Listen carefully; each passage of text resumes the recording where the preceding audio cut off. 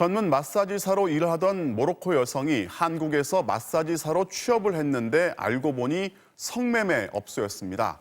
업소에 감금돼 갖은 협박과 폭력 속에 일해야 했습니다. 겨우 탈출해서 업주를 경찰에 신고했지만 업주는 아무 처벌도 받지 않았습니다. 우리 법은 그렇게 아직도 허점이 많습니다. 윤상문 기자가 취재했습니다. 인천의 한 주택가에 위치한 허름한 이용원. 재작년 한국에 들어온 20대 모로코 여성 A씨가 살던 곳입니다.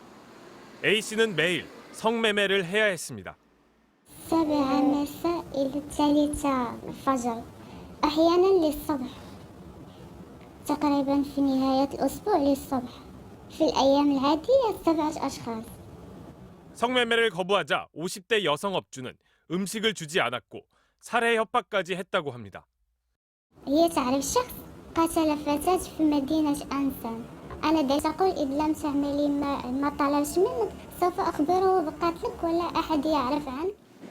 출입문은 늘 잠겨 있고 혼자서는 외출도 할 수 없었다고 말했습니다.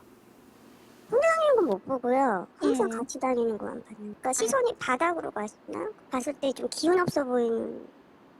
모로코에서 마사지사로 일하던 A씨는 50대 남성의 네 번째 부인이 되라는 강요에 시달렸던 상황.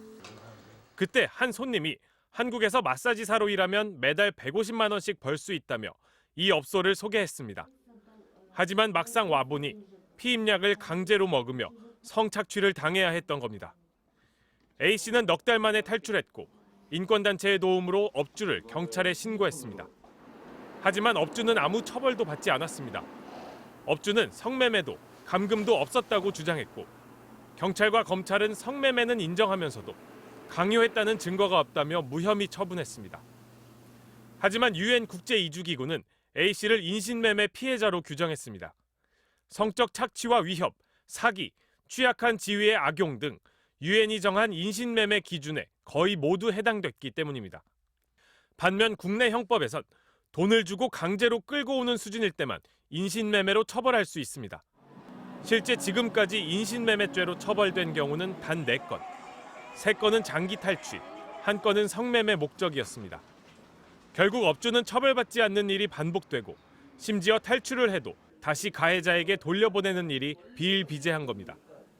오늘날의 인신매매는 굉장히 교묘하거든요. 옛날처럼 봉고차에 싣고 가가지고 팔아 넘기고 이런 형태가 아니고 그렇기 때문에 인신매매 의정서가 그런 방식으로 규정이 됐는데 이거를 우리 법에서 담아내지 못하는 거죠.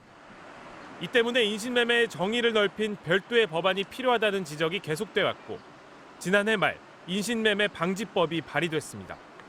그러나 처벌 조항은 쏙 빼놔 있으나마나한 법이 될 거란 비판이 거셉니다. 인권위원회도 이번 발의 법안에 처벌 조항이 필요하다는 의견을 국회에 전달했습니다. MBC 뉴스 윤상문입니다.